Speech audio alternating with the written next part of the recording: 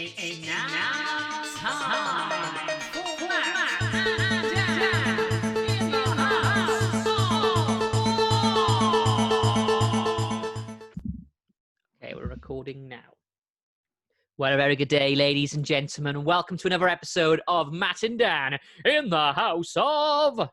Wow! Exactly. I think I went for a Matt, Matt Berry from the IT crowd, or anything like that. He did other things. What We Do in the Shadows, Matt Berry. Sing, you canary! No? You ever seen Toast to London? No? No. I love Matt Berry. I try to go for a Matt Berry approach then. In the House of Quark! I thought you were just being Matt, to be honest. No. If you see Matt Berry, you know exactly what I'm on about. Because he goes, sing, you canary! Okay. Anyway, hello, Matt Berry, if you are listening. So, welcome to another episode of Dan House of Quark. I am Matt. He is Dan. Hello. Hello. You could be watch this now on our Facebook group at M&DHQ, or watch this on your YouTube as well. On our YouTube channel, just type in Matt and Dan House of Quark. You'll find us there. Or you could be listening on our Spotify, Google Podcasts, Apple Podcasts, Radio Public, Anchor, Breaker, Overcast, and Pocket Casts as well, and lots of other third-party websites. And we welcome you all. Welcome. So, Matt and Dan House of Quark, and today's episode, of course, is episode 16. Unbelievable. Wow. 16. 16 is the 14th of November. Wow, November already. Yes. We obviously we didn't do one yesterday because Friday the 13th. That would have been very unlucky if we had done that. So it's good that we are past Friday the 13th now, especially in 2020. Yes. So we survived. We survived Friday the 13th. Right then. So, of course, episode 16, as I said, what are we talking about? Well, today's episode is... Star Trek fan-made productions and projects. So we're going to be talking about now something a little bit different. We're taking a step out of the canon universe into the world of fan fiction. And I got to say, I've really enjoyed just watching and researching this sort of stuff. I think it's really... And me, I've been looking forward to a lot. A lot, yes. It's this been week, really I've just been interesting. watching the things that we're going to be talking about. I can't wait. Yeah. So we're going to discuss today 5 different case studies, because we do know, we did a bit of research, and the thing we have discovered is that there are millions of online. There's so much going on, which is great. So again, if you are listening, you have got a friend or even yourself who makes Star Trek fan stuff, please get in touch, let us know. We'd like to check it out. But we are going to discuss 5 different case studies today. We're going to talk about what we think about fan fiction. Do we think it's needed? Is fan fiction a necessity to the Star Trek world, the franchise? And if we decide to create our own Star Trek fan-made project, how would we approach it? Which I think was quite an interesting question at the end. Yes. So we're going to start off now with our first case study. Our first case study is Star Trek Renegades, directed by Tim Russ. Yes. AKA Tuvok. Tuvok, yes. So, you watched it a lot more recently than myself. First of all, Dan, what did you think of Renegades? Wow, is all I can say. Amazing.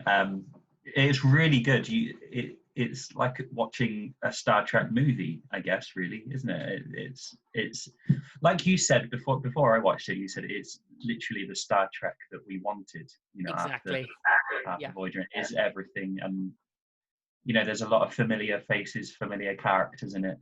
To be honest, I was really blown away. I wasn't actually expecting it to be as good as. Not that I didn't trust you. I know exactly what you mean. Actually, I wasn't expecting it to be that good. Honestly, it was great. It was awesome. I think to quote what I said to you when I watched it, I think I said that was amazing. Pardon the French there, but it is honestly really good, really good. Yeah, exactly. I think it's. Like I said, it's a Star Trek we asked for.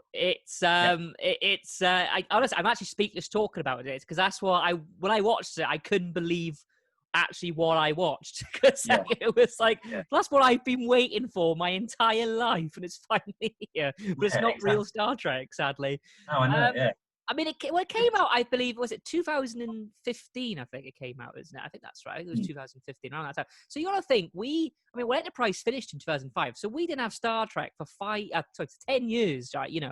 10 years, a decade without Star Trek. So no wonder people like Tim Russ got together and started producing these amazing, fan-made content for fans to watch and enjoy. Because, we had to literally, I mean, Star Trek for 10 years really was, well, I don't want to say the word dead, because I'll never say that Star Trek is dead, but it was sleeping, for a bit. For 10 years, it was gone, basically. It was sleeping.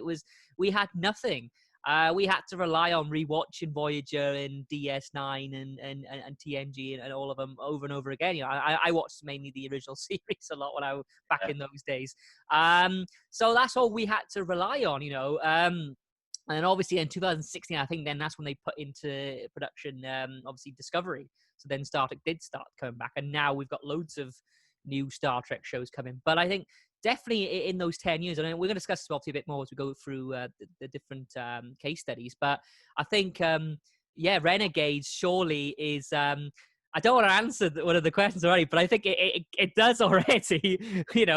We needed this. This is what we needed. That's what Renegades is, Definitely for the fans. Like you say, it was so long, it was definitely for the fans. And it's quite interesting that it was Tim Russ that put it all together. It's like he was an actual actor in the official Star Trek canon, and he wanted to bring everything back himself, we've got Chekhov in there. We've got the Doctor Icheb, the character of the Breen there. It's like I find it just amazing that actual actors that were in the original sort of Star Trek world wanted to bring it back.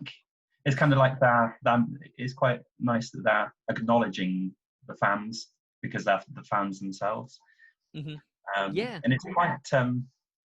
I don't know whether bittersweet is the right word, but it's quite, bittersweet that it's not official, because for us, it kind of does seem official. Do you know what I mean? Yeah, I kept having to remind myself that this is not canon.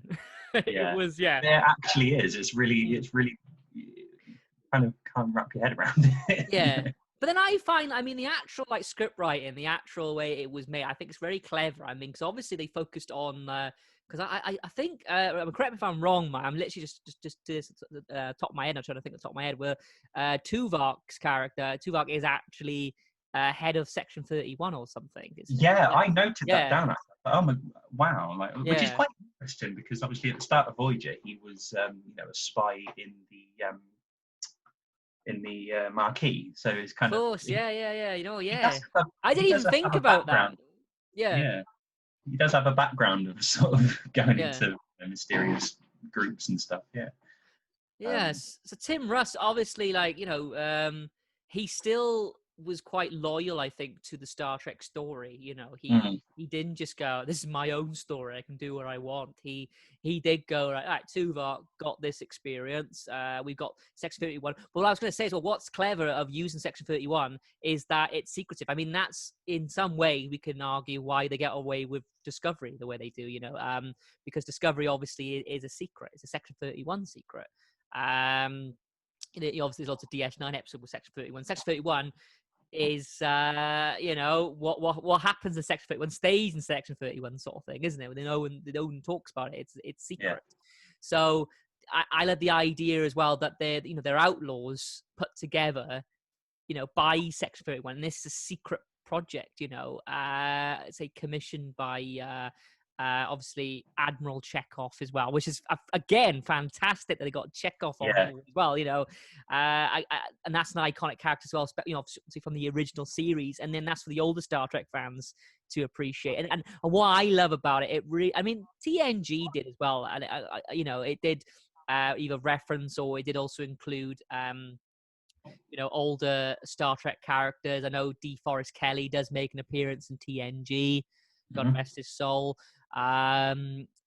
as Scotty does as well, so they do make that connection with the original. But the fact that, we've had all these different spin-offs, DS9 and Voyager, and the fact that I know Sulu actually makes an appearance saying that, George Takei, he does make an appearance in Voyager, but I mean, with Renegades, it gets them all together, literally. Like, everyone is together, and that's what I love about it. You got the Doctor there, Icheb, you got Chekhov, you Tuvok, you got them all there, and it's like I said, it's what we wanted.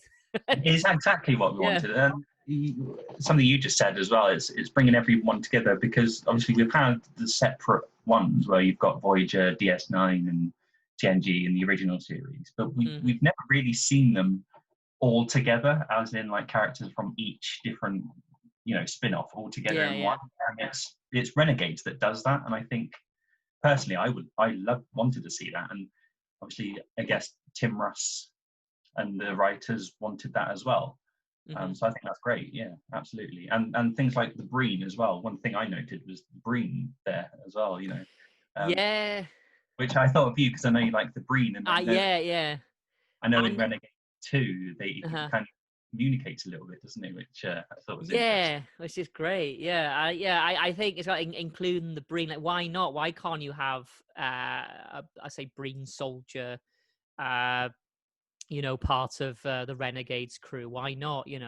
I mean, exactly. Why not? We don't know what all Breen the same, or some Breen, break out of the loop and they end up working with other parts of the universe or whatever, so no, it was, and also I just want to say the production, I mean, costumes and sets as well, fantastic. I mean, in the first one as well, I mean, there were times of special effects not being the best, I'll be honest. I mean, there's an explosion we were talking about, wasn't it? It's a bit like, that wasn't fantastic.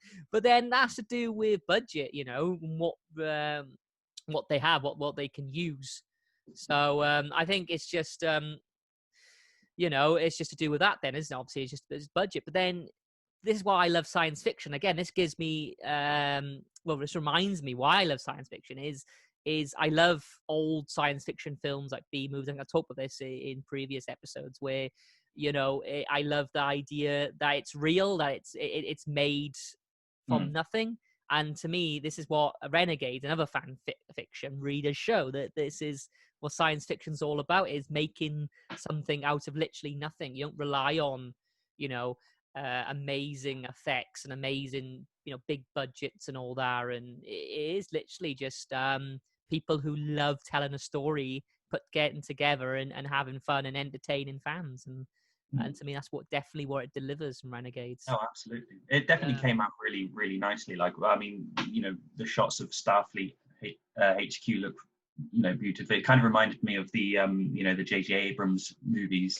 The effects. And I mean, to look at it, you wouldn't think that it, was a fan-made film or a B movie sort of thing. To look at it, you would think, obviously you said about the explosion and stuff. There are points where it is a little bit dodgy, but on the whole, it's actually genuinely. Yeah, no, you're right as well. Yeah, really well put together.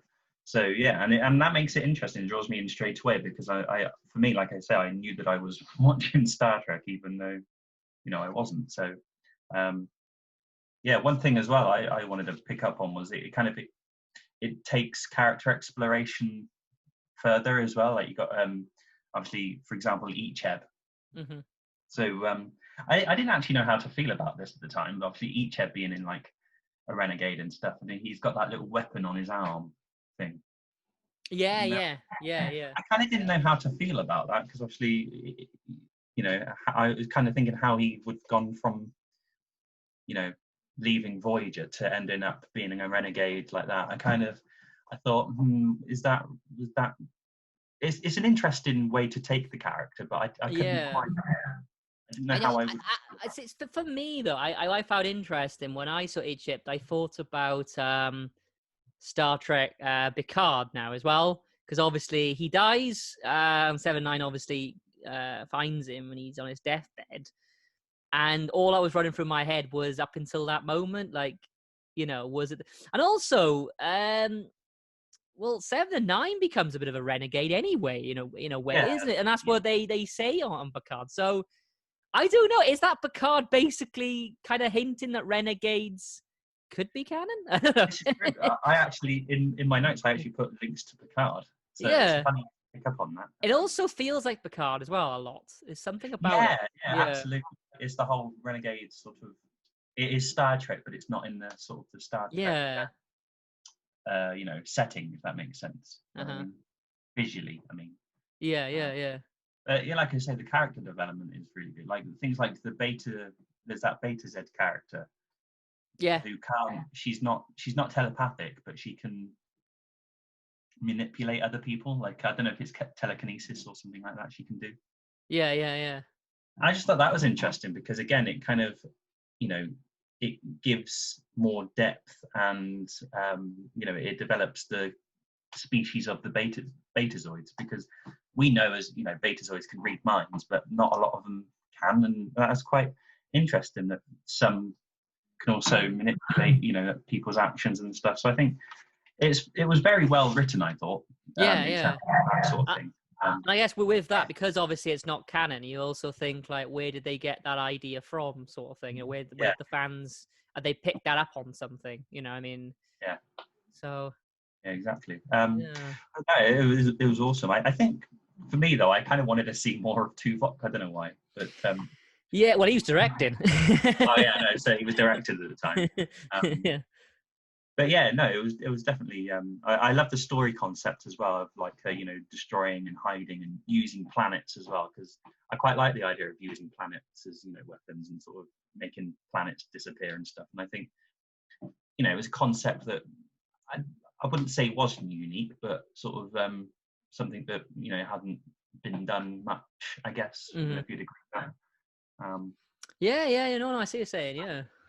So one thing as well I wanted to say is that, did you? I don't know if you noticed this, because it might be in a while since you last saw it. Did you notice the picture of the original Enterprise crew in Admiral Chekhov's office?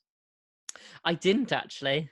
Yeah. You'll have to go back and rewatch it. I think it might be in the second one actually, or the first. Okay. It might be. That's cool. There's a shot of there's the scene in Admiral Chekhov's office, and on his wall he's got a shot of the original Enterprise crew, from the original series. So. Oh wow. Yeah. But no, it was great. It was great, and for me as well, you've got the USS Archer, which I quite liked. Yeah. Because I quite like Captain Archer. The captain of that, like I said to you, was played by someone who was in Stargate, so that made me smile. So yeah, no, it was just great, and like it's funny you should link it to Picard, because I prefer this renegade aspect to it than like Picard. I know Picard has a renegade sort of feel to it, doesn't it? Yeah. But I much prefer this story, if that makes sense. The story, I really enjoyed the story. Yeah, I kind of, I don't know. So obviously we only just done season. One second, right? I got my phone's ringing. That's all. Oh, okay. I don't know. It could be something important. Yeah. Hello. Hello. Oh, it was a prank call, I think. Right. Do you know what I should have done? Peter, this is the worst time you could have called. Go away. Yeah, I know. I didn't. About the fans. I didn't think of that, to be anyway. Right. Sorry. As you were saying, I do apologise, ladies and gentlemen. My phone just rang. I was hoping it was going to be Tim Russ asking me and Dan to be in Renegades 3, but obviously not. Well, yes. But it wasn't. Damn it.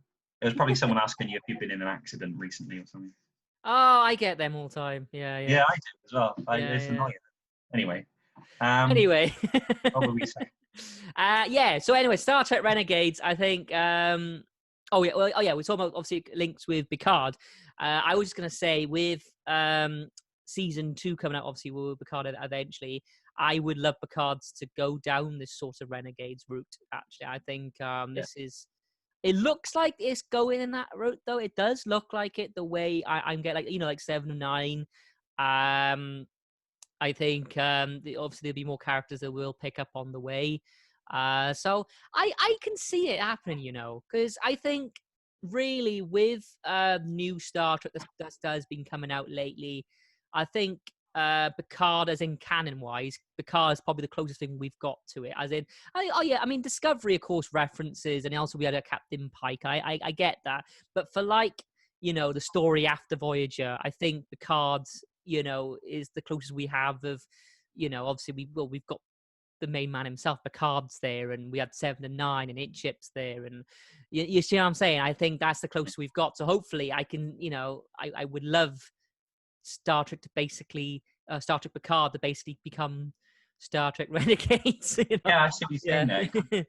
Picard almost takes the role that Chekhov plays in Renegades in that sense, doesn't it? Yeah. And then the female captain is that curly-haired lady woman. Yeah, I know what you mean. Yeah, whose name I can't remember. Yeah. So yeah, I definitely agree that I can see that happening. But yeah, absolutely. Star Trek Renegades, brilliant. Like I say, for me, it was just literally amazing. It is a perfect Star Trek story, and I really felt like I was watching Star Trek. What did you think about episode 2? Obviously, because what happened then is, if anyone doesn't know, in 2016, let's explain this. Yeah, in 2016, basically, CBS and Paramount and basically Star Trek company, obviously came forward and said, "No, you can't be doing this anymore, Tim Russ." So they had to basically erase everything that's linked to Star Trek, didn't they? In episode 2. And we didn't have the Federation, did we then? No, so they kind of had to change sort of some names. So the Federation became Confederation. I think Section 31 became Section 6. I think Jadzia became Jada. Jada, yes. And I mean, we'll discuss this later on, I think. But I think it's a bit sort of it's annoying that they had to do that in a way, because I know there's a bit where Jada, who's actually Jadzia, talks about how she's a clone of Jadzia. And she talks about how Jadzia dies in DS9. Yes. But obviously, we know that it's Jadzia dying in DS9, but obviously it's different. So it kind of for me like spoils the first one. Yeah, but I can understand why they have to. But in a way, what's weird about it though, we know what they're on about. It's like a weird connection between them and the fans. Like we're like, it's like, oh yeah, and she died on DS6. Yeah. you know what I mean? Section 6. You know what I mean? It's a very like winking to the camera, like you know what we're talking about, eh? You know what we're talking about. Yeah. So it sort of became like that. To be honest, I the second one was okay for me. Like, I liked it. The USS Archer was still trying to pursue them and trying to get them to stop being renegades, basically. I liked the continuation from it, but it kind of. I think you could tell that they had some difficulties. You kind of tell that they struggled to sort of come up with stuff that wouldn't get them into trouble, if that makes sense. Oh yeah. Because if you look at the first one, how beautiful it is, the second one isn't as beautiful for me personally. But, but I can understand why. They basically axed a lot of stuff out of that script, though. It was But overall, though, I think Star Trek Renegades, if you haven't seen it, watch it, because it's nostalgia as well. It's just great. It gives you everything. It fulfills all your Trekkie needs. It's what we need. Yeah. Yeah, you watch it, like I've been saying, you watch it and you are watching Star Trek. It's a brilliant story. And a brilliant storyline. It brings some old characters back and develops them, and some new characters. I thought I put my phone on silent, but obviously not. Me too, actually. Me too. Peter's the worst time you could have called. My friend's messaging me about the Formula One, but obviously I'm doing this, so right. I'm going to watch the highlights later. So yes, Star Trek Renegades for me, like, absolutely brilliant. And even though it's unofficial, for me, it's official. I'm going to count it. Yeah, me too. Me too. I'm with you on that. Definitely. So definitely check because out. Everything's the same, especially like the costumes are the same. Like obviously the Andorian makeup is the same. Yeah, You know, the I know green what you mean. Yeah, stuff. it's hard not to see it as part of Star Trek. It is, you know. Right then, so we're going to move on now to the next one. You ready to go? Yeah. So this next one is, well, Dan's going to take over this one. Dan, all I want to say is, well, do not worry about spoilers. Just do what you need to do. Say what you need to say. Don't worry. I will end up watching it. But obviously, I want to say, just don't worry about, you're not going to spoil it for me. And everyone listen, obviously, will maybe watch it beforehand. Yes. Right, Ed. So over to you, Dan. So so basically, actually, to explain. So me and Dan, basically, we also went off our own ways and watched a Star Trek case study, on our own, which we thought would be great. Then we can, basically, talk about it then to each other and I guess sell it to each other, maybe. I'm going to sell you Star Trek Horizon. All right. So what is this? What is it? I'm so glad I decided to choose this one because, first of all, where it is set. So I really like Star Trek Enterprise, and I know there's a lot of people out there who love Star Trek Enterprise. So first off, Star Trek Horizon is set just after season 4 of Star Trek Enterprise. So you know how in Star Trek season 4 they sort of brought the Romulans in a little bit, and they were setting up for the Romulan War.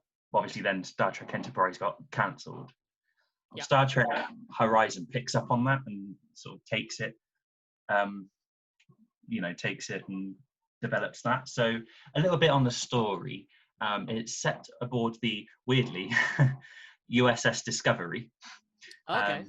But it's an NX class ship. Okay, cool. So for me that was exciting because, as you know, that's my favourite class ship. Yeah. But I think here it was the NX-04, I think, if I remember rightly. But it's an NX class ship. It's captained by a man called Harrison Hawke. And basically it involves so Horizon is the name of this weapon that can destroy planets and worlds and stuff like that, a little bit like Renegades in a way, actually. In that it can hide planets, destroy planets and stuff. And so there's obviously the Romulan War going on, has just started with the Federation, and the USS Discovery is going along to help the Enterprise, captained by Captain Archer, which they actually reference Captain Archer aboard the Enterprise. There's a bit where they go, let's meet Captain. They that's it. They hail Captain Archer on the Enterprise, saying, wow, cool. Stuff. Yeah, it's really weird. They actually say Captain Archer on the Enterprise, and there's a lot of Enterprise references as well, actually, throughout it. About Captain Archer and the NX-01. So they're going along to help in a battle, but the USS Discovery gets fired upon by the Romulans and gets transported to the 28th century. Oh wow! Yeah, so that's like really exciting. And then they meet the antagonist that's on this planet where the Horizon is, which is the weapon. A guy called Dacon, and basically. Right. He's a Romulan from the 28th century. Basically, what happened is in the 23rd century, Romulus got destroyed, and the Federation just stood by and did nothing. So Dacon now wants revenge. So he wants to try and use the weapon to go back in time and stop Romulus from being destroyed. So that's why the Romulans want the weapon. And obviously, there's a bit at the start where the Romulans from now are building this weapon, and the Federation, that's where they're going. They're trying to stop the Romulans building this weapon. So it's a really cool story, actually, to be fair. And it how Enterprise sort of dealt with the temporal Cold War? Yeah. There's an aspect of that in it as well, which I really liked, because I quite liked the temporal. It kind of bookends the temporal Cold War. I know Enterprise did bookend it, but brought it to a close. But Dacon, the antagonist, is actually apparently the last fugitive from the Cold War, and somebody who was aboard the USS Discovery's crew actually turns out to be a temporal agent. Right. So obviously that's why she's aboard, and she basically wants to stop Dacon from getting the weapon, and which they do, and there's a big battle and stuff, and yeah, that's pretty much the concept of it, really, if that makes sense. Yeah. So that's the story. A little bit about it. So obviously we can see there it was directed by a man called Tommy Kraft, on a budget of which actually is. Well, I don't know. I'll tell you what it was. So they made it on a budget of $22,600, which in pounds, I translated that as £17,163. That's nothing.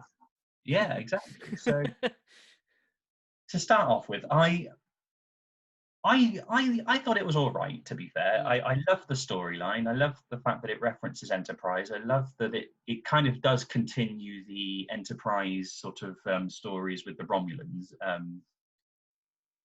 really like the Romulans. And I was thinking about this when watching it, actually. The Romulans don't get, I think, I would love to just see a series that just focuses on the Romulans. Yeah, yeah. So it's quite nice that it does that. But you watch it and there's a lot of annoying things, and again I think it is down to the budget, because the effects are okay, but they're in some places, like there's some dodgy bits, the screen with like the effects are a bit dodgy, like the bridge scenes, for example, aren't really well lit. I don't know if they didn't have many lights or whatever to shoot it. That you watch it and the bridge is really dark, and it's a bit hazy, like it is kind of this isn't a criticism. Obviously I know it was a fan film and it was made on a low budget, but you kind of watch it and it's kind of like watching like a pirate copy of the film. Which isn't a criticism, because I know it was made by fans and stuff, and one good thing, as I wrote down, you can tell the actors are fans in the way that they deliver their lines. You kind of, they've taken the way like the actors in the real Star Trek series deliver the lines. But again, you kind of think, are they just fans or are they actors as well? You kind of has that sort of. Do you know what I mean? I think some of them were just fans rather than actors, which is great. Which I think is, great. Amateur actors and stuff. But there were some sequences that I really liked. There's a bit where the ship is getting fired upon and it ends up doing a flip, which I quite liked.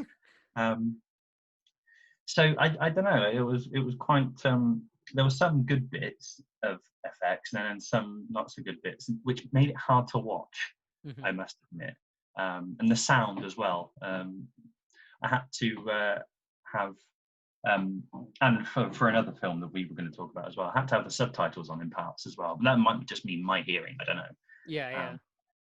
So, but like I say, I love the story. It's a really good story. It's a really cool. I think if you are a fan of Enterprise, you really will like it, because it, like I say, it basically picks up from where season 4 left off. And that's great, because that's what we always said, and it's annoying how we never went past season 4 for Enterprise. So yeah, exactly. If you are a big fan of Enterprise, it basically does pick up from where it left off, because they even wear the same uniforms as like Star Trek Enterprise, which I really liked as well. Oh, awesome! Yeah, because that's what I thought.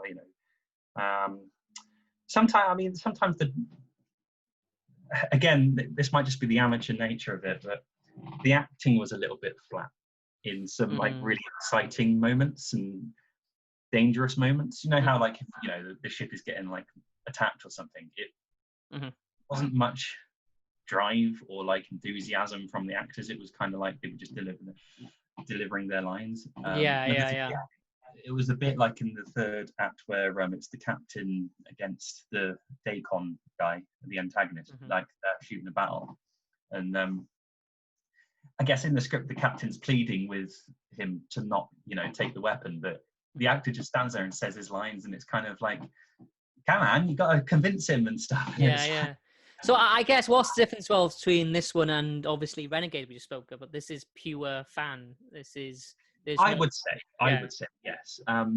But to be honest, I'm not criticizing it anyway. I want to make that clear. I'm not criticizing it, but it did make it hard to watch, and I think they kind of, I kind of think that they kind of just made it because they were like fans, like they kind of could have taken more time to sort of think about the way they shoot stuff and like the way they lit stuff, because there's a lot of shots of like the captain sitting in the captain's chair, or like the first officer sitting in the captain's chair. He's sitting in the dark. It's not lit, and I'm like, he's basically saying his lines in the dark. It's like, does somebody want to switch the light on? Or like, things like that. I think. I mean, I haven't seen this, but the way it sounds, though, I think it's sort of like, it being pure fan, because obviously these are not professional, I guess, filmmakers or actors or whatever, But I guess it's the idea that they live other lives. Obviously, they do this because they love Star Trek.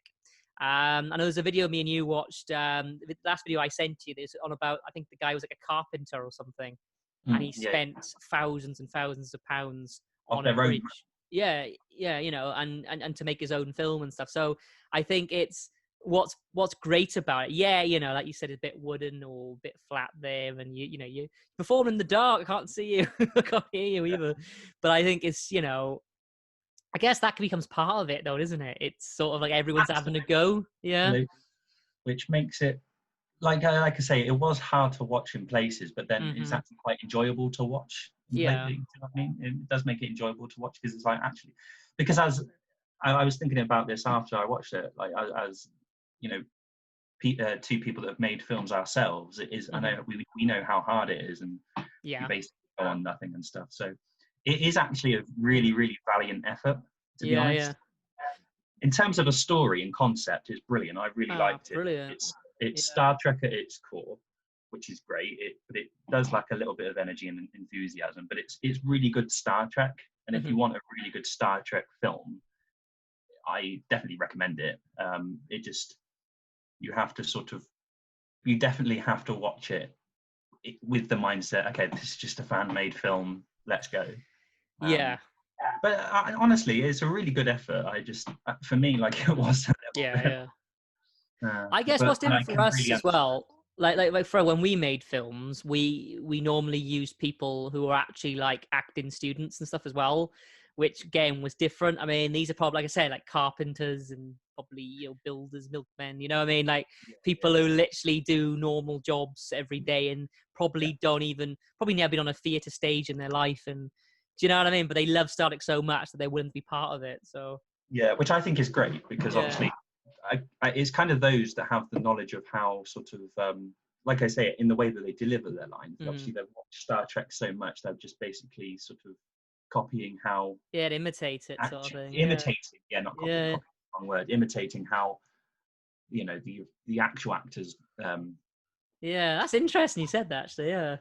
Which I think is great, because it just shows that they pay so much attention to different sort of character choices and acting choices that but it is, I think it is, because when I went on IMDb for this film, I think the only person who actually had their headshot was the guy who played the captain. Like, the others didn't have a headshot or anything. So I think it might just be, I don't know, but it might just be people that sort of do acting in their spare time or something. You know what I mean? The acting wasn't bad. I'm just saying, in certain places.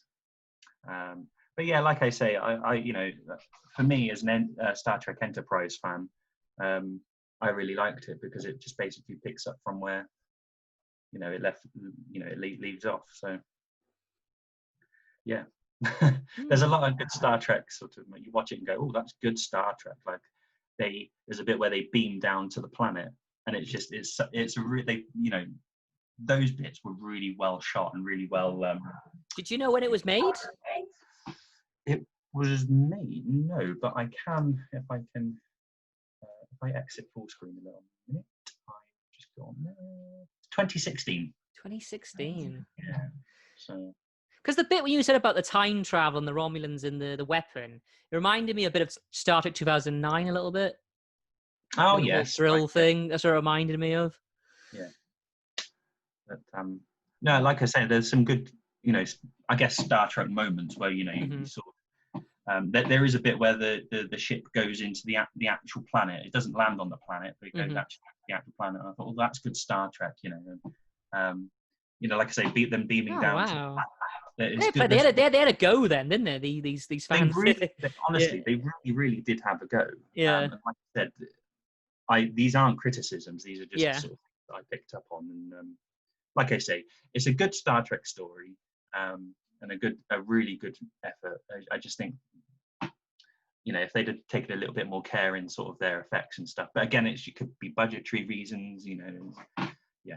Mm-hmm.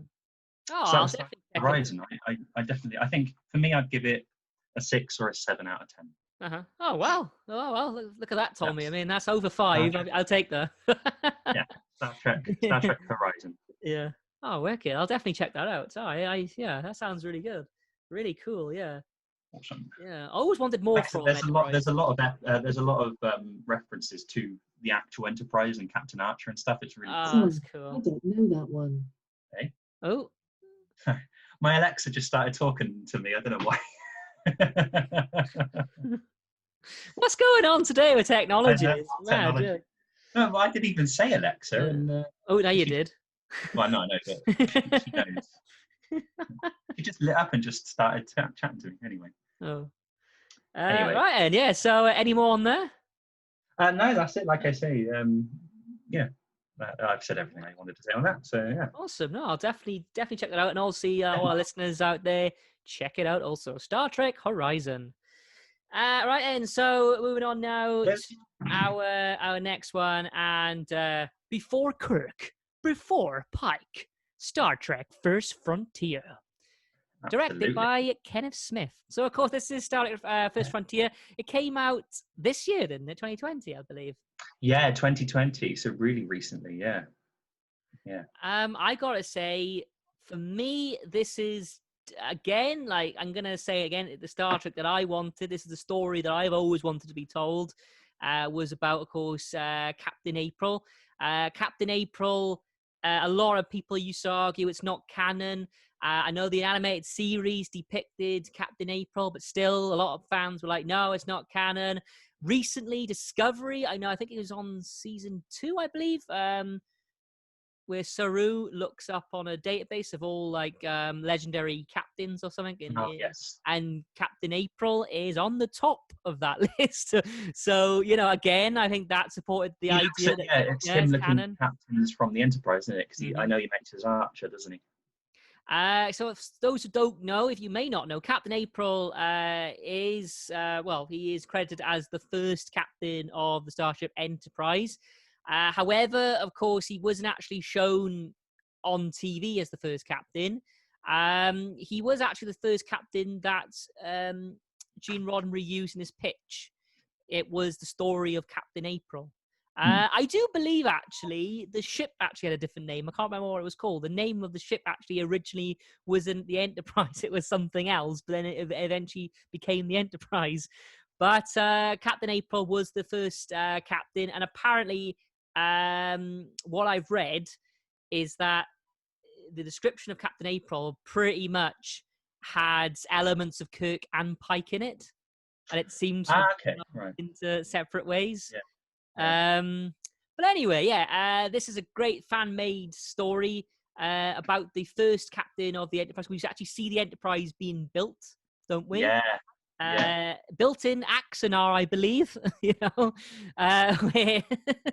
Where obviously, Captain April obviously eventually does command with his wife. I think it's Sarah. I think it's Sarah. I want to say Sarah. I don't know if I've noticed the name down. I have noted the relationship between April and his wife, but I can't remember. I think Sarah. I think you might be right there. Yeah. Because in the animated series, we see her as well, obviously, because he's Commodore April. Commodore April and his wife, obviously, they've always traveled together. But this story is quite, because it's before he gets on the Enterprise, isn't it? And it's a lovely, well, it's not lovely as in it's nice to see. I mean, lovely as in, I like the idea that they come up with a nice sort of story about how he actually was having sort of marital problems at first, and in a way, Star Trek, getting back on the Enterprise and working with his wife, actually they sort of saved their relationship. Absolutely. Yeah, I love that. I mean, that's something I noted down, was the relationship between April and his wife is really good. That development is really, really good. Mm-hmm. And again, it's basically using sort of the Star Trek as a means to sort of look at relationships and stuff like that. So it definitely highlighted that well, I thought. Mm-hmm. Definitely. No, definitely. I think no. I mean, I said the story for me was fantastic. It was a story that I always want to be told. I do get quite passionate about Captain April, as Dan would know, like especially on Facebook groups. A lot of people keep calling Pike the first captain. I host a lot of quizzes on cruise ships, and I remember before I had to host a quiz, and it was pre-made quiz on a computer, and it was a sci-fi quiz, and they wanted me to host it. And the question was the first captain of the USS Enterprise, and everyone said Pike, and the answer gave me was Pike. And I try to go into it. I try to basically explain how I have this machine has more of a life than me, because I know that it's not Pike, it's April. And then this old man, I remember, stood up and was like, "Well, what is it then?" I was like, "I'll give you Pike," right? Basically, I confused them all. Also, I go a lot in, like I said, Facebook groups where people argue about Pike, and then I always have a picture of April from the animated series ready just to post on there. Like, no, it's April. Yeah. So I'm always fighting the April corner. So this, for me, this fan-made film, if you are listening to us, Kenneth Smith, thank you very much. You're in my gang. This is what I wanted to see. So definitely. It was great to see. And I remember because you sent me the trailer for this. I did, yes. And I got really excited. And as soon as I think if it weren't for this, actually, we wouldn't be doing this podcast now. No, I think this is the reason why we did this. Yeah.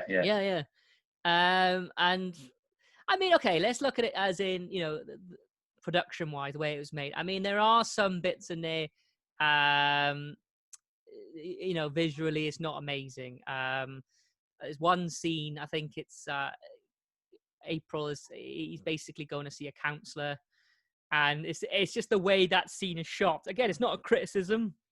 I'm just saying it's just that scene just to me was very flat and very I don't know. It was just very still. It was just too still, like it felt like the camera angles needed to go a bit, some close-ups there, maybe some little bit of movement. It was too static, I'd say. It was just very that's a good word. Just stood there like the cameras there, and say your lines. Yeah. It was too static. Whereas a lot of if you've got lots of films or TV shows, you'll notice how the camera does sometimes to make it more interesting for the viewer's pleasure. They do, so obviously they move a lot more, and kind of pounds and sort of. Yeah, exactly. And obviously then the use of music and everything then is part of it. But with that, I just personally felt that scene as well was just very static. There was some visual effects as well that wasn't amazing, I'll be honest. But again, like we said, this is why we have fan fiction. It's not really about that, is it? It's not about. No, it's not. Yeah. It's not. It's not. It's kind of a beauty thing, really. It's kind of quite that's the beauty of it. It's not going to be polished. Did I go off then? Yeah, you've gone off there. It's not going to be polished. It is going to be rough around the edges, but that's okay, and that's a good thing. And it's just effort, isn't it? It's effort and stuff. One thing, I mean, talking about effects and stuff, one thing, this is the reason I had the subtitles on. I don't know if you found this, but again, the sound wasn't well put together. Yeah, the mix and the sound. I don't know if the sound mixing, because sometimes, like, not all the time, but sometimes I noticed, like, the sound wouldn't be properly synced. so then I had to I had to turn on subtitles, which wasn't a bad thing. Like, that's not a criticism. I just wanted to know what they were saying so I could follow the story. But there were times where like they would be saying their lines. I'm like, what? What are you saying? Yeah. Or like sort of their mouth would move, and then like a few milliseconds later, the lines would come out. So that's not a criticism. That's just again, it's that sort of roughness around the edges.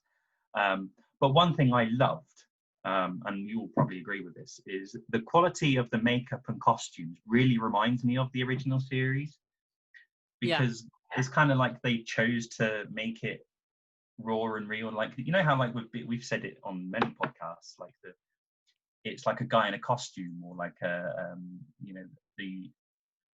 the roughness of the makeup, or like you know when she's got the wound, he's got the wound on his face and it's glowing. It's that kind of reminded me of the original series. It's stuff like that. Do you get what I'm saying? No, I know what you mean. Yeah. It's kind of like it was made in the 60s. Do you know what I mean? But obviously made in 2020. But it's like made in the 60s with a 2020 camera. Yeah, I know what you mean. Yeah, it's I mean, which I thought was it's kind of a great homage to sort of the 60s series. You know? And, I to be fair, I really warmed to the characters very easily and very quickly. Very quickly, I was like, I could quite easily watch a whole series of this. You know what I mean? You know, with those characters. Because as we've said before on many podcasts, part of the beauty and niceness of Star Trek is the fact that their principal cast feels like a family, and they gel really nicely. And sort of taking my example, Star Trek Horizon, I didn't really get that sort of connection with the main bridge crew or whatever. But with this, I definitely did. With Star Trek Frontier, I definitely did. All of the characters were great, and I would love to see a series with these characters. And the same actors as well, because I think like the guy who plays Pike in it played it really well, I thought. I felt it was like a mix between like like I felt Captain April was very mixed between Archer and Pike. That's one thing I noticed is I saw a lot of Archer. I can't remember where it is in my notes, but I did put it there. I thought he played it really well. I mean, obviously you're more passionate about April than I am, so you probably have opinion. But like I say, I really warmed to it, and there were some really good moments. Like Ensign Brooks as well. I don't know. I really liked him and his character. Sort of that sort of ensign, sort of with big aspirations, but sort of doubting themselves. It kind of reminds me of Tilly in the original, in Discovery, or Ensign Hoshi on Enterprise. That sort of self-doubt, and like the captain sort of giving him a pep talk, because he gives him a pep talk in the turbo lift. And I just think that's great. That is pure Star Trek. It's stuff like that happens in the actual Star Trek canon, and it's like they've got all these different elements. I thought it was great. I honestly did. I thought it was really good. The story was great. Just the stuff with the sound, really, for me. And I think as well, I just found the way the Enterprise looked, I found quite funny. I don't know what they used. I don't know if it was like a toy or something, but it was a weird. I know it was like it looked like a bit like a lamp. It was just a lamp. It was just the way it looked. I don't know what they used. It was very. I'm not saying it was very well done, but you could tell it was. They used what they had, sort of thing. Yeah. Absolutely. No, I quite like when you said though it's mixed between like the 60s though, because obviously April. This is a story obviously before Kirk and Pike. So this technology-wise, it wouldn't be as advanced. So. And that makes it more accurate as well, I think, because obviously you watch Discovery, you watch Star Trek Discovery, for example, and you sort of look at it and go, well, that's obviously got a big budget, but like the technology clearly is more advanced than it was in the 60s. And for me, that's. But like in Star Trek First Frontier, they actually put it in that sort of age of technology, if that makes sense, with the original series and that, which I thought was great. I honestly did. And the music as well. I'm pretty sure the music, like the opening music or something, is actually from one of the films. I don't know. Yeah, I recognized it, and I think I read I in a reckon, comment in it is as well. Yeah, I think someone spotted it out yeah. that it was used in one of the Star Trek films, and they used it. I can't remember which one, but Yeah. but I thought that was great. So that must have annoyed CBS. But you know, there we go. Yeah, and obviously, I thought it was great Star Trek. And like Well, somebody like you who yeah. loves, quite passionate about the April character, I think it Mm-hmm. was a really good effort, and does justice to the character of Captain. Mm-hmm. Yeah, no, definitely, yeah. I was just gonna say, I mean, obviously we're gonna get into this a bit more now later on, but it seems like this is actually an illegal Star Trek now, isn't it? Because obviously this Star Trek technically goes against the rules, as Yeah. we will discuss. Because well, first of all, they use the word Star Trek in it. That's against the rules. So again, I'm not going to grass on you or anything. I think it's fantastic, but yeah, it is. It's the first illegal one. Yeah. Yeah. Right then. So I gotta say, I really enjoyed it. If you haven't watched it, definitely check it out. I know it's on YouTube. Yeah, the whole film's on YouTube. It's about 40 minutes, I think. Oh, and also at the end, right at the end, obviously we see Harry Mudd. I did watch that in the end. Yeah, so after the credits go up, there's a lovely scene with they got Harry Mudd there, and he's at a bar or something, I think, isn't he? It's great. It's a great Harry Mudd scene just at the end. I think again, I think that was a purely fan aspect of it, that they loved the character of Harry Mudd. Just mingling with some, women, and just basically being Harry Mudd. I thought it was quite nice to have it at the end as well. And I wasn't looking for a post-credit scene. I just happened to keep the credits rolling, and I was like, oh, okay, noticed that, and then. Because right at the end as well, after it shows that scene, it has obviously then a picture of Gene Roddenberry, and it quotes Gene Roddenberry about how man needs to go up to the stars, and first we need to get on with each other. So again, it's what people like obviously see. I understand obviously CBS and Paramount or whatever. At the end of the day, this is a business for them. This is making money. I completely understand that. Obviously, at the end of the day, it is their work. Whether you like it or not, they own it. But still, it's so nice that all these Star Trek fan made, especially this one, it's a salute to Gene Roddenberry. This is basically given Gene's, first, I guess, vision of Star Trek. It is delivered what he wanted originally. When he pitched. I honestly think he would be proud of it as well. Actually, I think he would like it. I tell you what's interesting, actually, right? So, obviously, some people argue, obviously, Captain Pike being the first captain of the Starship Enterprise, which is fair enough, as in, it was in the pilot. However, if you actually do your research properly, you'll see that the pilot episode didn't actually premiere on national television at all. The pilot only went to the producers, and that was in 1965, and it failed. Right? Yeah.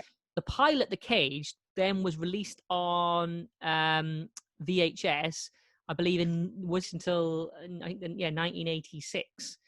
So really, Captain Pike. But then again, I guess they do reference him as the original captain. I guess in the original as well. You could argue that.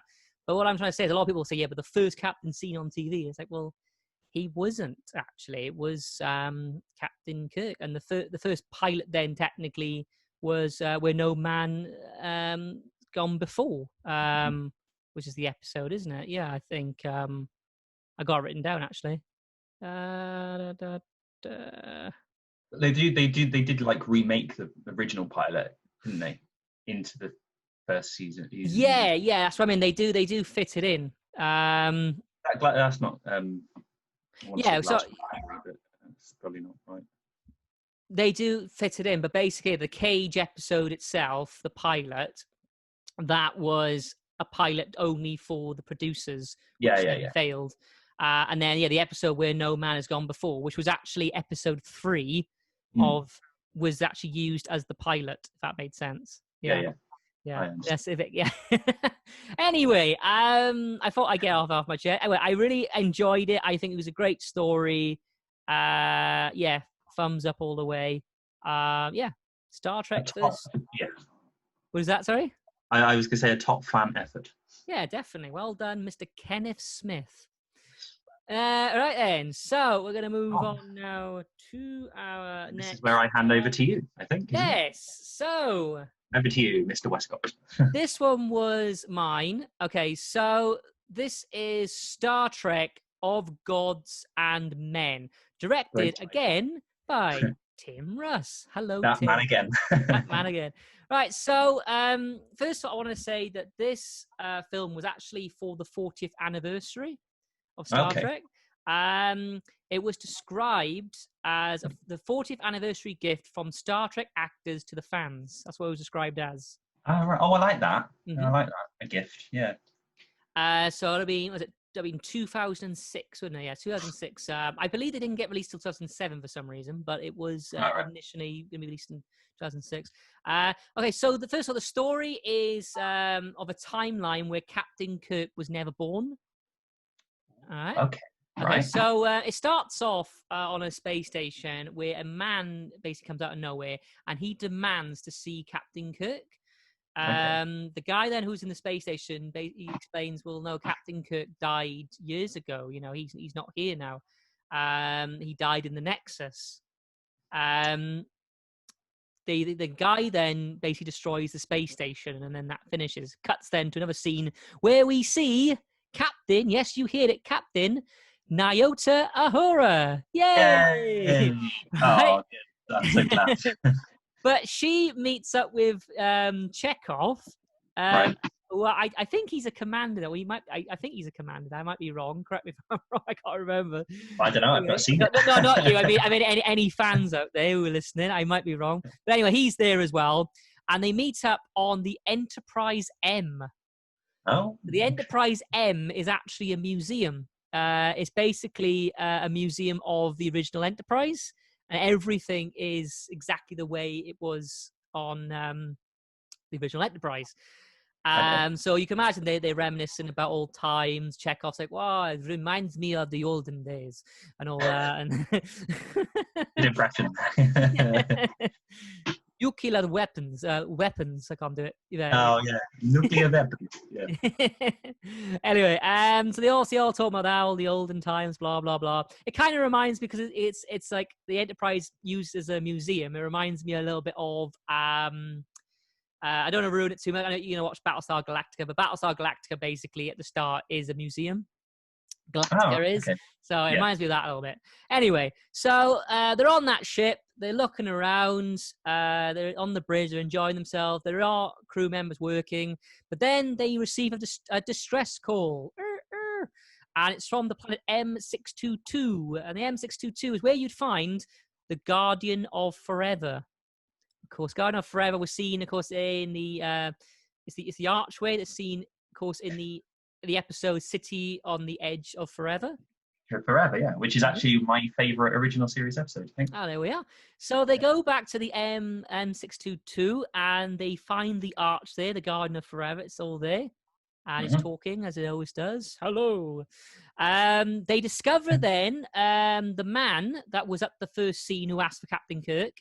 But then Lieutenant Uhura, Nyota, she recognises him. And it turns out to be a man called Charlie Evans. And Charlie Evans was from the second episode of the original series, from the episode Charlie X. Wow. Yeah. I love that. Who, of course, was given powers by the Phasons. And then, obviously, he tries to live with the crew on the Enterprise, be with the humans, but obviously he struggles to because he keeps using his powers. And if you remember, in the end, Captain Kirk decides to hand him back over to the Phasons, doesn't he? Because he decides that actually Charlie is too dangerous for mankind. Yeah, Charlie's not happy at this point. Charlie basically goes looking for Captain Kirk because he basically wants to. He's looking for Kirk because he's basically really angry at Kirk. He's very angry because I'm not sure. It doesn't really state he wants revenge, but he's looking for Kirk because he wants Kirk to basically explain why he just gave up on him. Because you got to remember, Charlie at the time was a 17-year-old boy. Okay. Yeah. So Charlie's really angry about Kirk, and then obviously Iota, Chekhov obviously basically explains, well, Kirk died. I think it's 40 years ago at this point in the Nexus and all that. Charlie then is not happy. Charlie then walks through the arch, and then he basically alters time so Captain Kirk is never born. Okay. We then cut to a whole new timeline. Okay. The timeline's very similar to the Mirror Universe, in which we have basically, we haven't got the Federation anymore. We have the Galactic Order. Okay. Oh yeah, the Galactic Order, and that's made up like of Star Wars. Yeah, I know, and that's made of humans, Romulans, Klingons, and Orions. It's very similar to the Mirror Universe. That sort of yeah. Chekhov is actually a rebel leader. Lieutenant Uhura then is also married to a Vulcan on Vulcan. Okay, and her son is actually played by the guy who plays Jake in DS9. All right. All right. Yeah. So we also find the Galactic Order, because basically what happens is then we find out who leads the Galactic Order, and Lieutenant Uhura recognizes, because the way it works, like Lieutenant Uhura keeps getting memories of the real timeline, and then eventually meets up with Chekhov. You can understand, it sort of pans out, and don't go at too much. Anyway, she also recognizes the guy who turns out who's leading the Galactic Order. And it's a guy called Gary Mitchell, who is from the original series. He's from the episode Where No Man Has Gone Before. Cool. Yeah. He was the helmsman of the Enterprise on that episode. Yeah. And he was Kirk's old friend. And if you remember, I remember. Yeah, they go into like a magnetic space storm thing, and Gary basically gains like telepathic powers, and he thinks he's a god. Yeah. Kirk defeats him, but this is basically because Kirk was never born. Kirk's not there to stop Gary, because Kirk's not there to stop Gary. We see another tombstone. You know where he builds Captain Kirk's tombstone? You remember that bit? Mm-hmm. Well, instead it cuts to Captain Pike's tombstone. So in this world, this universe timeline, Gary kills Captain Pike, and then obviously we haven't got Kirk to stop Gary. So then Gary starts the Galactic Order. All right, so it is all, it's very canon, actually, it does work very well with it. So yeah, I gotta say, what I want to say, it's a fantastic film, very nostalgic, definitely is a great gift for the 40th anniversary. It's great. Again, like film-wise, not the best. I think what's different between this one and again with Renegades is that it has got professionals in it. So and that really does show the importance of, I guess, acting, and how acting is a hard and an important skill. Because a lot of people think, you do drama, or you're an actor, what are you? That's not a real career or whatever. But then with these sort of films, with like low budgets and stuff, it really shows that acting really does make a difference. Because even though like the scenes, like it could be some effects that are not amazing, you have professional actors to like, do you know what I mean? Like to help out with it. And it's just a great, and it's just a great project, and it's just, again, it's what fans I think were asking for, and it is a shame it wasn't given like like a canon sort of approach to it, like it wasn't like owned by the actual Star Trek company, because I think it's fantastic. And again, like Renegade, it is a salute to the older fans as well as the newer fans. There's also, like I said, I love when Star Trek talks about like political things as well, and I always say Star Trek is sort of like a stage, like a not courtroom, but it's a place discussion sort of thing. And there's a lovely moment in there, and in fact it's directed by Tim Russ, of course, and you have Nichelle Nichols, who's also a black lady, and they discuss this Vulcan line. I absolutely love it. So basically the line, of course, as we all know, the needs of the many outweigh the needs of the few. Now we may look at that, and it sounds lovely, obviously, it's a lovely sort of saying when you hear it. And I think like we may see that as in, being from Europe, as in the idea of the few are like the rich and things. I think that's what we automatically think, isn't it? The few are the rich, the few are, say, the bankers, politicians, that sort of thing, isn't it? And the many, of course, are the people. But then when it really shows how context is really important, because Lieutenant Uhura basically states how that's the most dangerous sentence she's ever heard, right? And it's really interesting because she basically talks about how that saying can be very dangerous put into practice, as in that can cause obviously racism, that can cause very dangerous thinking, because obviously if you're saying the needs of the many outweigh the needs of the few, well, that's like saying, well, majority of us are white and only a few of you are black, so our needs are more important than yours. Right. Yes. And also, and it really made me think about that, like how important that is, especially now in this day and age, because you could argue, obviously, we're in a pandemic now. And again, I'm not trying to spark any political views on anyone, nothing like that. But I mean, you can look at it like, okay, so coronavirus, I mean, we are lucky that coronavirus affects fewer people than it does more people, right? As in illness and death, isn't it? Obviously horrible. I mean, it's been over 1 million people now that have obviously died of the virus, I think, around the world. I did look at statistics the other day, and I think it only really equals like 4% of the world's population. Now, when you look at it like that, that's not that many. However, do we have the right to go, well, the needs of the many outweigh the needs of the few? So that, we don't care about the minority and we only care about the majority.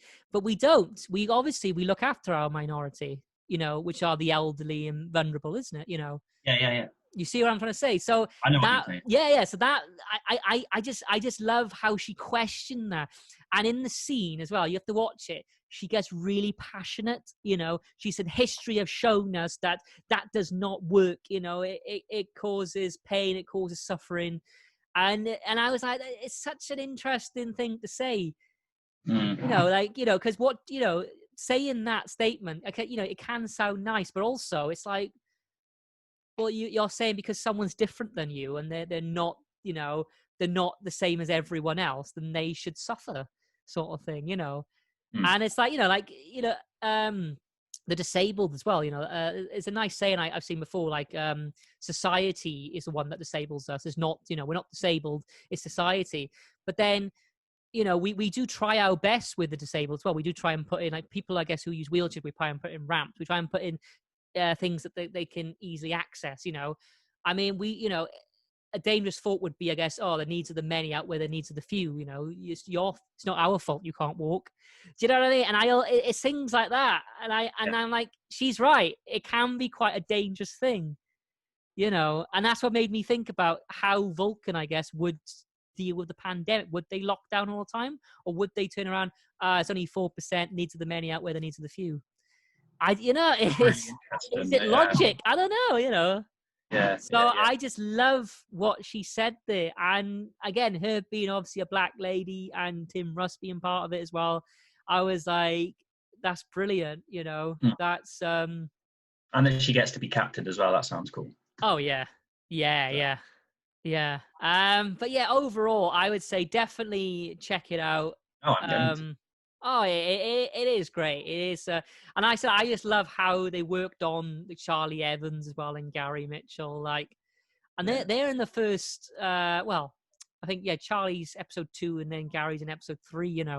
So they've gone all the way back to then, just to tell their story. That's really cool. Yeah, I think it's like 40 years after Captain Kirk dies. Yeah. Is it more sort of development, sort of kind of, I guess, closes the story out, I guess, but like their stories. I mean, what I remember as well with Gods and Men as well being the title, I know that obviously Gary calls himself a god of men and all that, and in that episode, so obviously you've used that in it. Oh yeah, it's great. It really is. And I said I was back in 2006, but yeah, definitely check it out. Definitely go check it out. Am I right in thinking that says Garrett Wang is in it, who played Harry Kim? Or I guess he's not Harry Kim. Sorry, yeah, Harry Kim's in it. Yeah. Well, no, that's not Harry Kim. He plays someone else, but yeah. Yeah. I forgot he was in it. Yeah. I know. I just noticed it. I was like, oh, cool. Yes, yeah, he plays a different character, but Right. In the Galactic Order. So he plays quite a vicious character actually in that. It's quite cool. Okay. Oh no, I'm looking forward to it. Oh, I tell you what's cool actually as well to bring up at the end. So while the credits are going up, it also shows bloopers, and it's just great to watch because it's just they're always having fun, and then Tim Russ is like laughing, and it's so funny. And I love stuff like that. Yeah, Chekhov makes loads of mistakes and things, and they're all laughing, and I guess again, this is like fan-made film made by actual like performers and filmmakers, but it's great to watch them just having fun. They're doing something. They're doing it not because they make films. They do it because they I think because they love Star Trek, that's all it is. They're just so passionate about bringing it back, and just watch them having fun. And there's a bit where not Harry Kim, Mr. Wang, he basically does an impression of Sulu, where he actually just like I don't know what he said. He says something I think quite rude actually about Sulu, but does it in his voice, and it just made me laugh. It's great, because it's just I don't know. It's just it's great. Yeah. Awesome. I shall definitely check that out. Yeah, definitely. Right then. So move on now to our last one. Okay. Thanks. So Star Trek Axanar. So Axanar Productions is created by. So Axanar. First thing I watched, of course, was the thing that you sent me, was like a trailer, but also like a how it's made sort of thing, wasn't it? And it looked absolutely, well, I want to say absolutely incredible. It looked better than a lot of professional films I've seen. No, it really did, yeah. Yeah, it kind of, it looks like it's, and this is quite funny saying this, obviously given the controversy it's caused, but it looks like it's actually made by, the actual Star Trek people, like the effects, and obviously we can see there I think that's the USS Ares, which is the main ship in the thing. I thought it was great. I mean, so obviously so I sent you the trailer for what was going to be the original feature film of it. Then it was the preludes to sort of what happens before. And it kind of, I think the story, it touches on the war with the Klingons, I think. Which is interesting. So that like Axanar is the name of the battle. Yep. Which I thought was really cool. So yeah, I mean, this one's caused a lot of controversy, hasn't it? Really. Yes, they're not happy. No. But it looks awesome. It looks really exciting. The story as well with the excuse me, the Federation and the Klingons looks really cool. And the prelude as well. Like I like how it's kind of almost like they've been interviewed, and it's kind of like a Star Trek sort of interview. It reminds me like a military documentary. Yeah, and they'll tell the story, and then I walked down there with my gun, and he was there, and and I love that, and it's just it makes it more real and interesting, and like it actually happened, like it's actually happening, rather than it's just a made-up story. If that makes sense. Yeah. Like you say, it looks beautiful, and from what we've seen with the trailer and the short prelude thing, like the story is going to be incredible. And one thing as well I like is like people like Saval are in it. So like the Vulcan leader there, he's in it. He's pretty much, I mean, I know he's in Enterprise, he's in all of them really. Well, most of them. And the guy who plays Martok in DS9 is in it. Obviously he's not playing Martok, but he's in it, which I love. His voice is just so recognizable. So again, you've got like Star Trek alumni in it, if you like. So yeah, but because I don't know if they're releasing the full film. I don't know what is happening. So obviously, like I say, it's caused a lot of controversy. CBS and Paramount, who aren't happy with it. No, it would seem like what's happening at the moment is that it's become competition. Yeah. Yeah.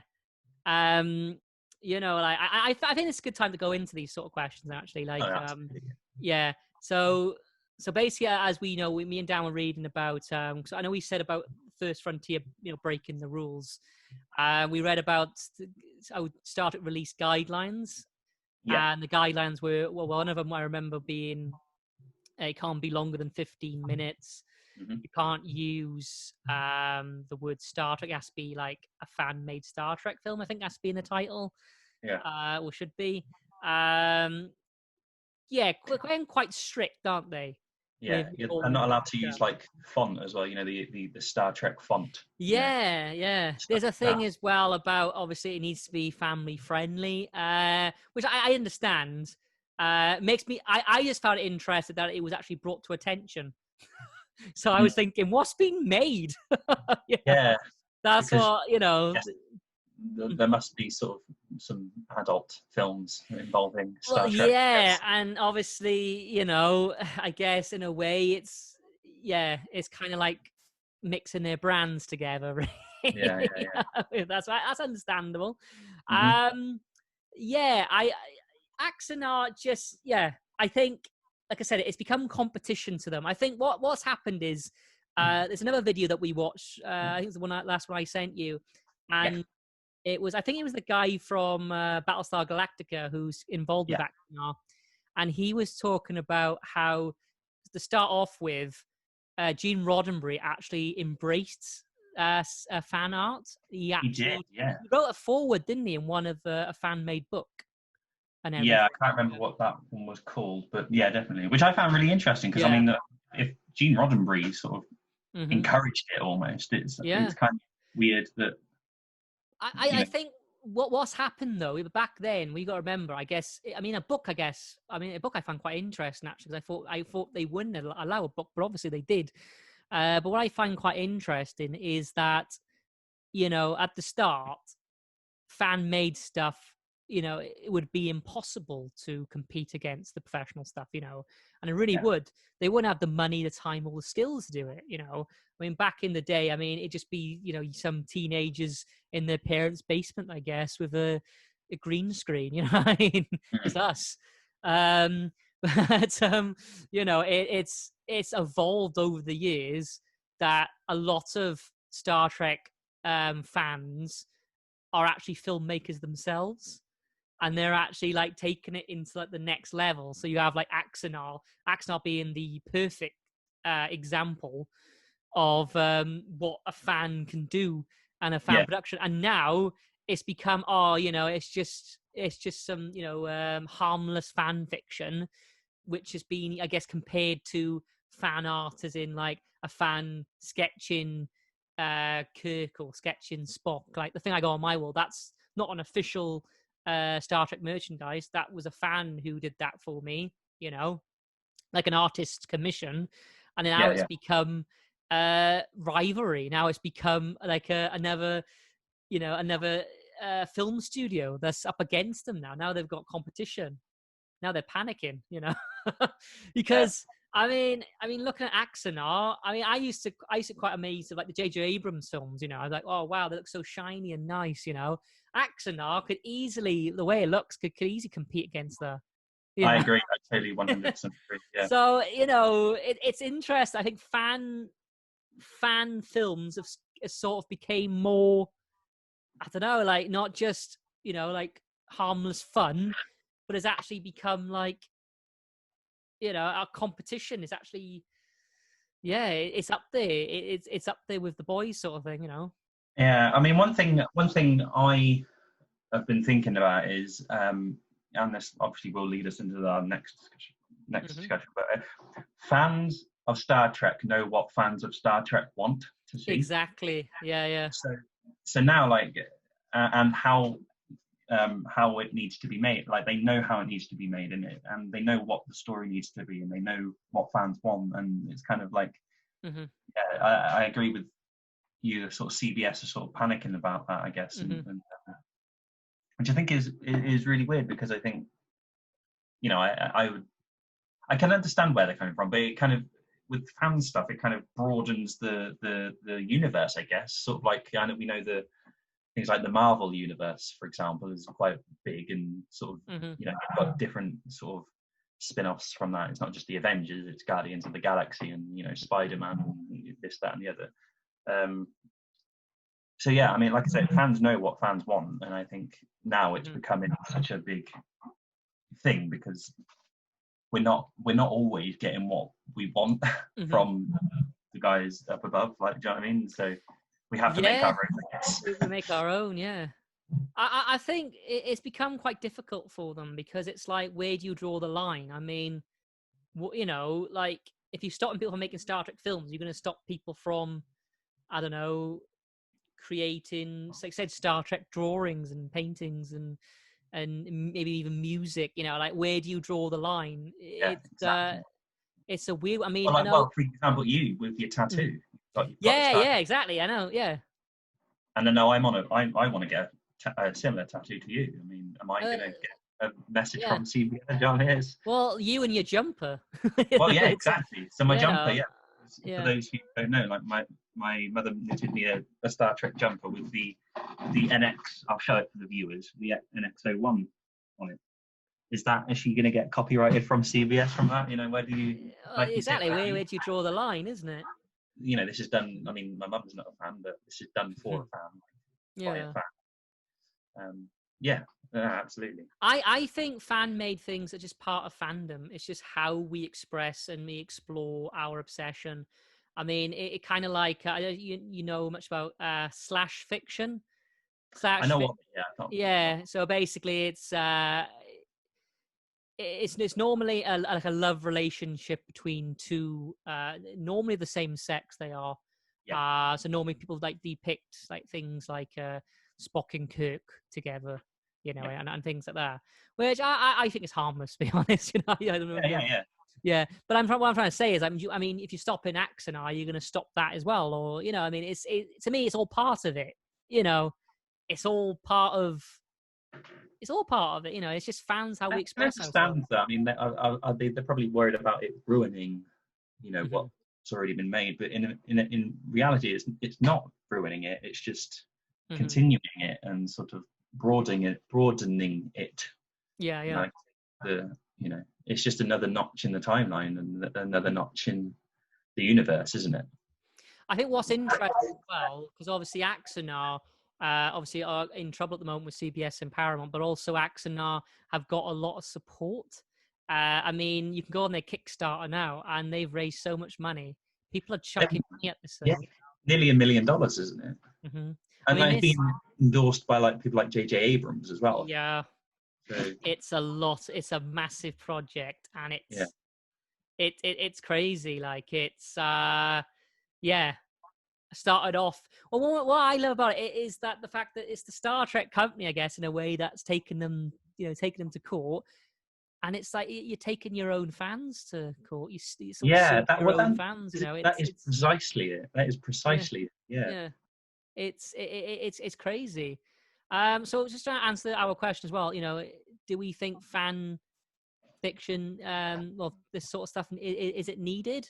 I think it shows a great franchise when people make their own part of it. You know, I think that's what shows a really good franchise. A good franchise is when I think people collaborate and want to be part of it so badly that they even make their own. No, absolutely. Like I've just said, you know, fans know what fans want. Exactly. So it might not. I mean, for example, like if you don't like Star Trek Discovery or if you don't like Star Trek Picard and you have a particular idea, you know, it's just continuing the timeline. You know, and if you think that's kind of how the Orville came along, because Seth MacFarlane, you know, he was a Star Trek fan. He had a project idea about Star Trek. He went to CBS and CBS said no, so he went off and made his own with Fox. So I mean, that's the same. We always called it sort of a parody or pastiche of Star Trek. Really, is the Orville a fan-made film or fan-made TV program of Star Trek? Exactly. Yeah, that's all it is. It's just fans having a passion. Yeah, no, but answering the question, absolutely. Fans know what fans want, and I think it's absolutely necessary, and it's part of it. Like you say, it's a brilliant thing when you make something, and it's like, oh, I like that. I'm going to make my own. Here's my take on it. Yeah. It's kind of like sort of. The Doctor being played by different actors and sort of James Bond being played by different actors. It's a different take each time, isn't it? Mm-hmm. Know what I mean? Yeah. I think what I like about it as well, the fact that it's not canon, to me, makes it as well, it gives you freedom, as well. Like, it doesn't matter. Like, I can just take it. It's like, it's only fandom, but then I still enjoy it. But then you have things like this, and you have things like Renegades, where you're like, I want it to be real. Yeah. And I think especially Renegades, which is absolutely canon. Like, you watch it and go, yeah, this is canon. Yeah. So Axanar, I don't know if it's. I know. Well, they release like video blogs, I think, and things saying like what's going on. I think they have been filming bits and bobs. Well, they've managed to film some things during this year. I think he was planning on coming out, wasn't it? This year originally. I don't know about now, but I think that was the goal, because they did the prelude. That was last year, was it, or was it? That was quite a few years ago, actually. Oh, was it 2000? Yeah. I think 2000. Hold on. I was it think 17? Oh gosh, where am I? Axanar, 2014. Oh wow, even further back than I thought. Because that prelude, I think didn't it premiere at actual Comic Con festival as well, isn't it? It was actually there. It actually was for the fans. It actually premiered there, and then I think that's where they got the Kickstarter then in. And I really hope it does get made. I hope that they manage to get through the guidelines. From what I think, though, I think it has been made, because obviously you sent me that scene, didn't you, of them on Vulcan? Yeah. Oh, yeah. Apparently, actually, yes. I'm happy you brought that. Apparently, from what I've read, that's what pushed CBS over the line. That's what it was. Right. Okay. Yeah. So basically, what happened was they released that scene, and it had something like 99% thumbs up and everything, and it had over 1 million views. And then CBS basically responded with, "That's too good," because it's too good, And that's basically what it was. Push them over the line, and then they said, "Actually, you can't make this anymore." But they're still fighting it, though. I know that they are still fighting it. Well, hopefully. I mean, maybe we should start a movement. We want Axanar. Yeah, exactly. Yeah, we want Axanar. We want it. I think we can answer our last question now. So Dan, you want to start your own? We'll do our own. We will. It's like you do one, I'll do one. So you want to start your own Star Trek fan-made film? What do you do? What do you? Yeah. I would. I mean, I've always said I want stuff that's like after Voyager. When Voyager gets home, that's what I want. So that's where I would set it first of all. Mm-hmm. Sort of. I don't know how much long after Voyager would. I mean, I wouldn't be allowed to sort of say Voyager or anything. But I would just. For me, I just would love another sort of,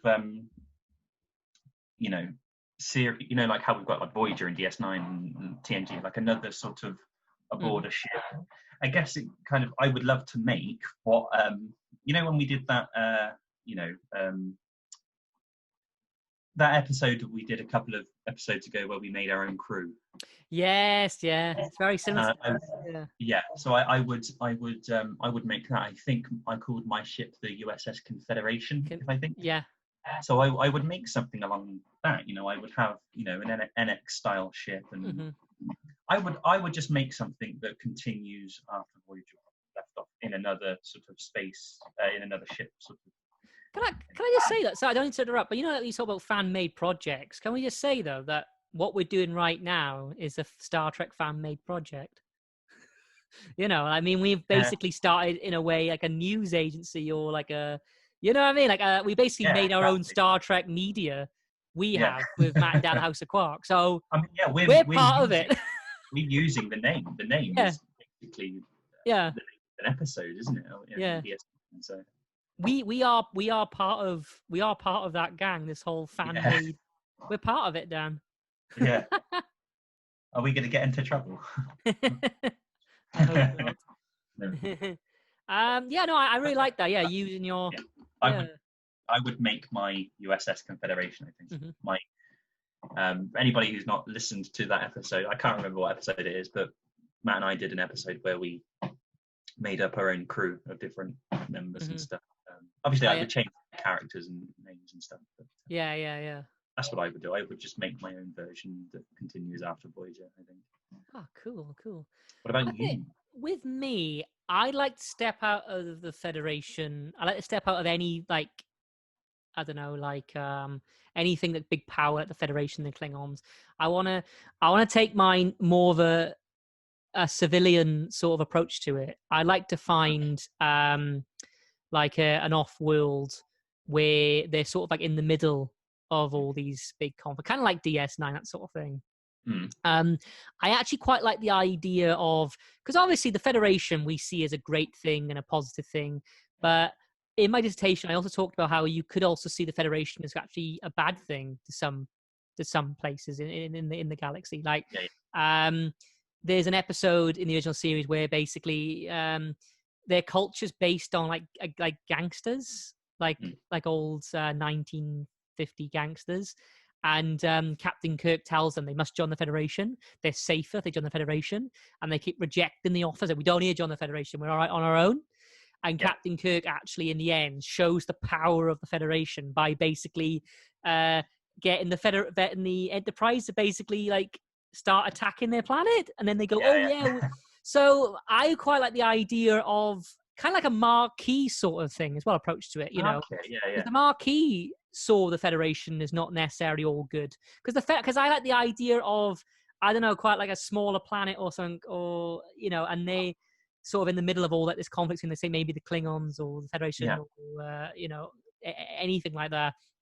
And I quite like the idea of, you know, kind of, I guess, the sort of the bad side of the Federation. The Federation, you know, the idea, you know, is as a mission of peace and everything.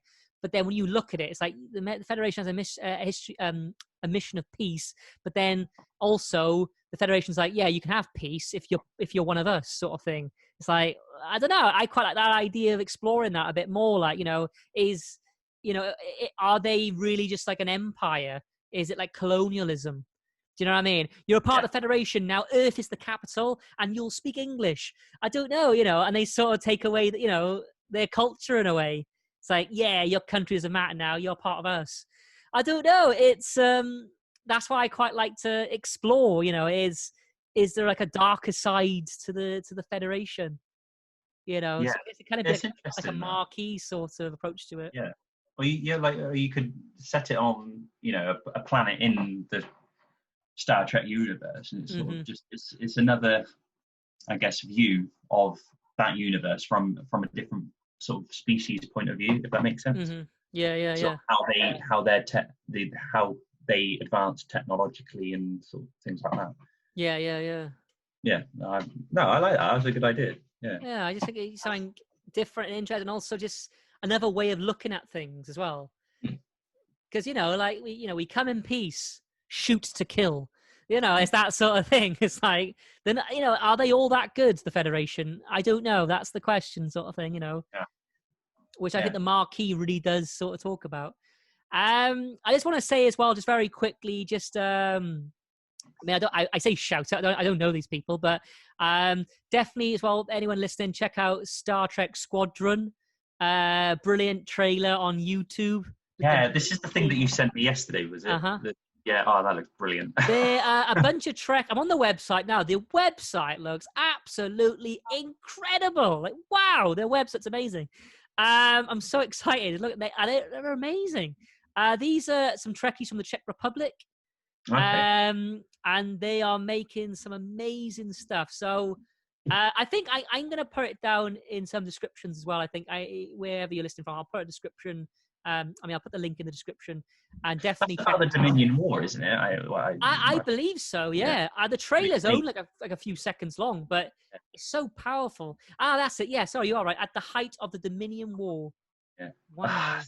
it sounds so good, and it looks so good. And the uniforms are incredible. Yeah. And the makeup as well, and the costumes, unbelievable. Yeah, so that is a project. I'm guessing it might be in Czech, but I'm sure we can as long as there's English subtitles, I don't mind. Yeah. Or they don't mind translating it for us. But yeah, Star Trek Squadron. Sorry, I shouldn't say that. Squadron, a Star Trek fan production. That's what it's called. If you are listening, we can't wait. Please send us stuff that you've been doing, because we want to see it, definitely. Yes, that's great. Wow, I think that's everything. What an episode. Yeah. This has been a good episode. I've really been looking forward to this episode. Right then, so ladies and gentlemen, boys and girls, thank you all so much for listening to Matt and Dan in the House of Quark. You can be watching us, of course, on our Facebook group. Please give us a like there as well, at M&DHQ, at M&DHQ. Or you could watch us on our YouTube channel. Type in Matt and Dan House of Quark. You'll find us there. Or listen to us on Spotify, Google Podcasts, Apple Podcasts, Radio Public, Anchor, Breaker, Overcast, and Pocket Casts as well. Wherever you're listening from or watching from, have a good day. And remember, live long and prosper.